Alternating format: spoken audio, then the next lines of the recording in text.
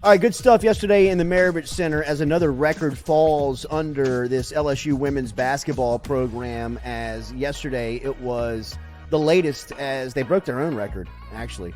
They had set the attendance record in the new configured Maravich Center earlier this year, but now they own it just outright. Scott Rabelais had to tweet it out yesterday, but Sunday's 15,721 people in attendance yesterday is a PMAC record for any game, any sport, breaking the 15,694 that stood since 1981 when Ole Miss was in town, taking on the basketball team on a Saturday afternoon. Kim Mulkey is in her second season. She has LSU, the number 2 seed in the SEC. She's got the number 1 recruiting class in the country coming in, and her Lady Tigers closed out the regular season home schedule yesterday with a win over Mississippi State. She's here to talk about it with us here on this Monday morning as we throw the rose petals at the feet of the Queen as she walks in here to the show this morning. Good morning, Coach. How are you?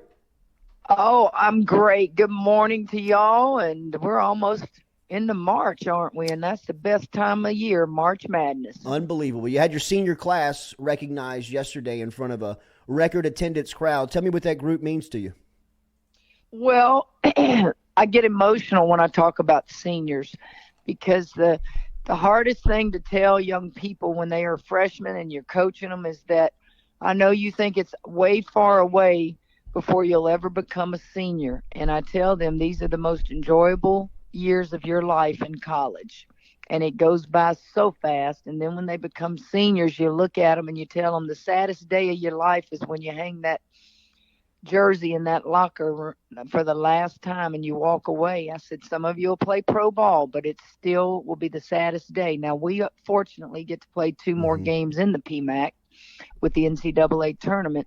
But it just was emotional. And, of course, my connection with Alexis Mars from the time she was in the 7th grade and the things that young lady has been through and fought through. And then Jasmine and LaDasia and Emily. Of course, Emily will go down in the record books as the all-time favorite kid in LSU women's basketball, as you saw yesterday. Crazy when she goes in the game or even runs to the scorer's table. Everybody loves Emily Ward.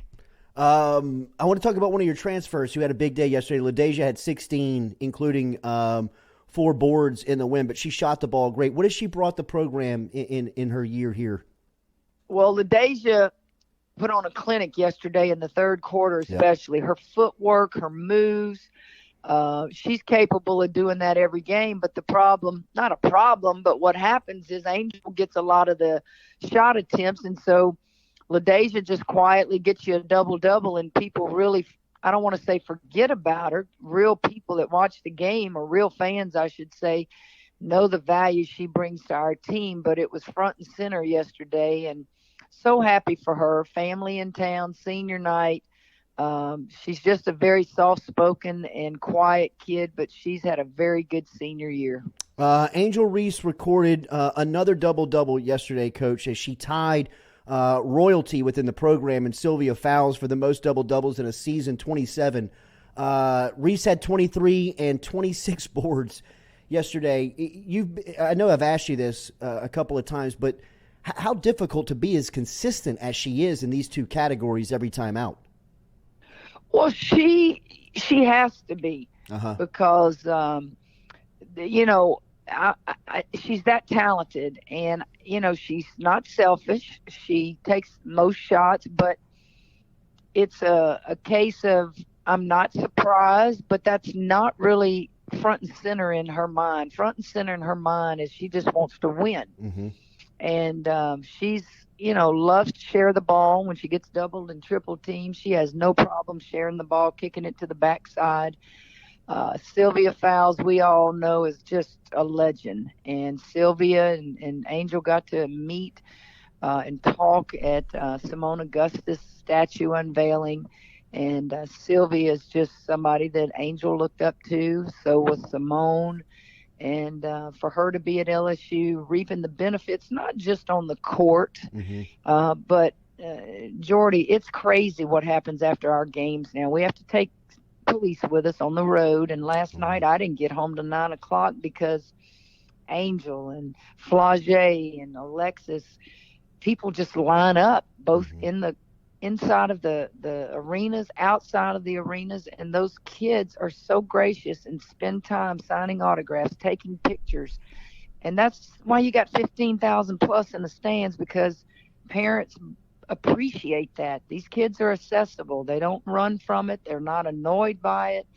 And that's what you call great ambassadors for LSU. The connection that you've built with the fan base in the initial 2 years, I think you've gotten a firsthand look at it over the last couple of weeks. You broke your own record yesterday with the attendance. What does that mean to you? Well, that's a big part of recruiting. Mm-hmm. And particularly on the women's side, when you can sell your attendance to a recruit, when a recruit can see that on TV or see it in person, it's electric. It's like, wow, I want to be a part of this. For me personally, it's coming back home and seeing people that followed me in high school and followed me in college. Jordy, that's not just LSU donors and fans in that building, and students certainly are from LSU. But if you look around that arena and you knew everybody, you've got people from all over the state coming, Mm-hmm. and they're either just proud to see a winning program, or they've watched me from afar growing up. I don't care what it is. I just want them to be in that building. And I had people ask me, how do you break that record when you reconfigured the arena and have less seats in there? It's called sell standing room only. If you get in the building, you stand. You don't have a seat, but we'll get you in the building.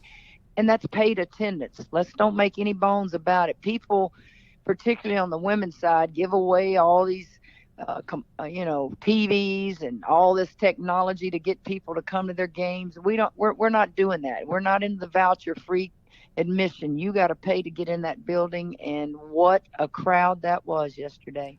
A Hall of Fame coach and player, and maybe a better marketer, Kim Mulkey, joining us here on the Jordy Culotta show. How important is the double round bye in the tournament? You don't play until next Friday in South Carolina. Well, I always think it's important, but we got our rear ends handed to us in that first round by Kentucky last year. Our goal right now is to win the next game, because this staff, this program did not win a game in the SEC tournament last year. Do I think win or lose in the SEC tournament is going to affect our NCAA seed? I do not.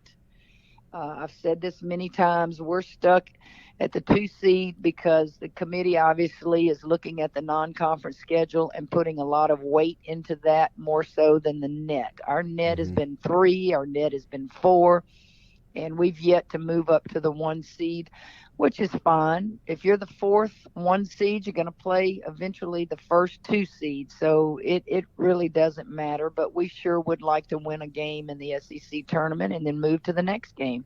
How's the schedule work until next Friday? We're going to be off today and tomorrow. We'll go recruiting today and tomorrow, and then we will practice here. In fact, you might want to promote it. We will practice here at 10 a.m. on Wednesday, and then have a send-off after the practice. Beautiful. From the PMAC, and then head to Greenville, and we will practice there on Thursday and play. I think the game is 6 p.m. and we play, I don't remember exactly, maybe the winner of one game will play Georgia, and then we'll play the winner of whoever won that first game. But anyway, it's that time of year, Jordy. Yeah. What does anything change for you during this time of year? I mean, just intensity. What is this time of year like for you, who has been through it so many times, and you've been to the mountaintop? How does that? Well, it's a fine. You have to make sure you continue to give them rest when you can, I guess. And then from there, you write it down. So the next time I see them Wednesday morning, I will go to the board and I will break this thing down in 4 segments, just like I did after the non-conference schedule. So I'll ask them to grade themselves on the conference schedule. Give yourselves a letter grade. How do you think you did? And then we'll put a big X on it and flush it. So we've been through 2 parts of our schedule. This 3rd part, I will make them understand that that's the conference tournament. While we want to win it, it's not more important than the NCAA tournament. And so then we'll start talking about the conference tournament, and then we'll flush that after it's over with. And then we'll talk about the next 6 games it takes to win a national championship and 4 to win to get to a Final Four. Wednesday morning, 10 a.m., practice and send-off for the ladies as they'll be heading over to South Carolina for the SEC tournament. They have the double round bye, of course, finishing within the top 2, being the second seed, heading to the league championship. So it's always great to catch up with the Queen. Great job yesterday. The crowd was electric. Your fellow Olympian, Tommy Colandro, sends his best from the tickets yesterday. It was a hell of an atmosphere yesterday, Coach. Thank you, and have a great week. Have a great week. Well, you tell old Tommy I can't lift the weights like he could in his day, but tell him I respect him and tell him thank you for coming. Yes, ma'am. We'll see you. There she is, Kim Mulkey, checking in this morning on this Monday as the Lady Tigers take care of business yesterday versus Mississippi State. Close out the regular season schedule. They will be heading to Greensville, South Carolina for the SEC basketball tournament, in which they have the double round bye. They'll leave on Wednesday. Look, we've told you before, Coach Mulkey keeps all of her practices open. So it doesn't matter if you're in the media or if you're a fan. You can walk in there and watch practice and LSU go through it. I would definitely do it if I was a young basketball impressionist, if I was wanting to be in basketball, if I was an official, if I was a coach, if I was someone around basketball who wanted to just see it at a very high level, whether it's practice plan, whether it's efficiency, whether it's drills, whether it's working one-on-ones with guards, bigs, whatever it is, their practices is as clean, as organized, and as efficient as you will find that is open. I mean, a lot of these people just by nature are closed off. They don't want anybody seeing secrets. They don't want anybody seeing game plans. They want to see anywhere, how they communicate with their team. All that stuff's open with LSU women's basketball. You can go to the practice and send them off on Wednesday morning. So go do that if you have some time. That'll be pretty cool for the ladies, as they deserve it. If you saw some of the social media coming out last night, and I was following on Twitter, what Coach Mulkey was talking about. I mean, they had people lined up in the corridor of the Maravich Center. What felt like 2 hours after the game. I mean, why such a huge crowd? Just because of senior night, you think that drew more? I think it was in an ideal spot. Yeah. There was nothing going on this weekend as far as entertainment was concerned. There was no competition of football and other things happening on campus. Yeah. The baseball team was out of town. Plus that 5 o'clock tip-off. 5 o'clock tip-off was beautiful. And, I think she has planted in your head that if you don't have anything to do, give us a chance. Right. And she feels as if, you can hear in her voice, if you go, you're coming back. You are. She's right. Like it's electric like that. So, I mean, I know I went to 3 more games this year than I've been to in the last decade. Yeah. I mean, it's even for people that are on the fringe, that are kind of sitting on the outside and looking for something to do. I mean, that was my father-in-law. She was talking about Tommy Colandro. He was an Olympian in 1984 as a weightlifter, and Kim Mulkey was she was the point guard on the women's basketball team that same year.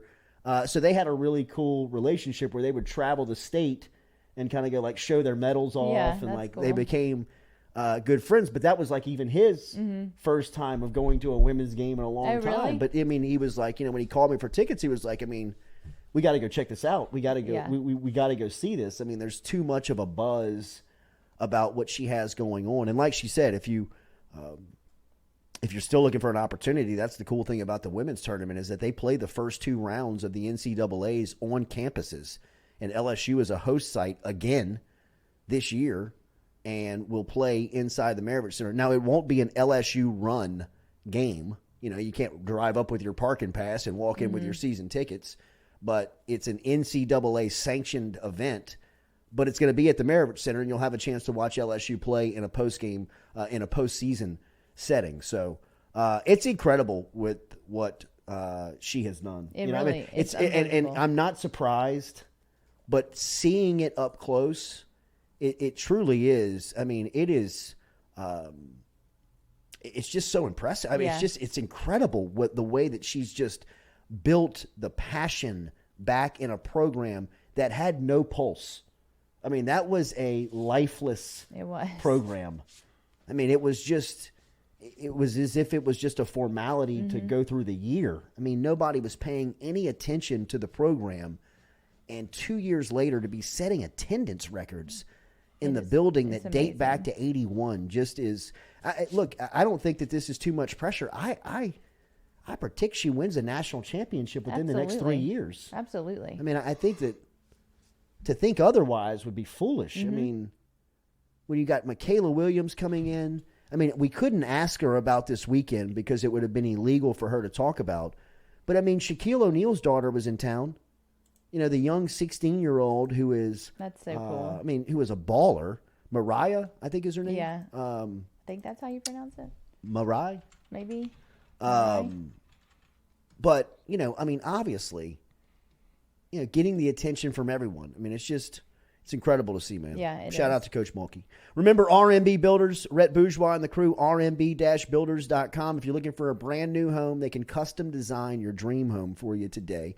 They can also help you out with any type of reconstruction or addition that you're looking to do around the house, or if you need some work around the office. They're commercially licensed as well over at RMB, rmb-builders.com. Rhett Bourgeois and the crew, rmb-builders.com.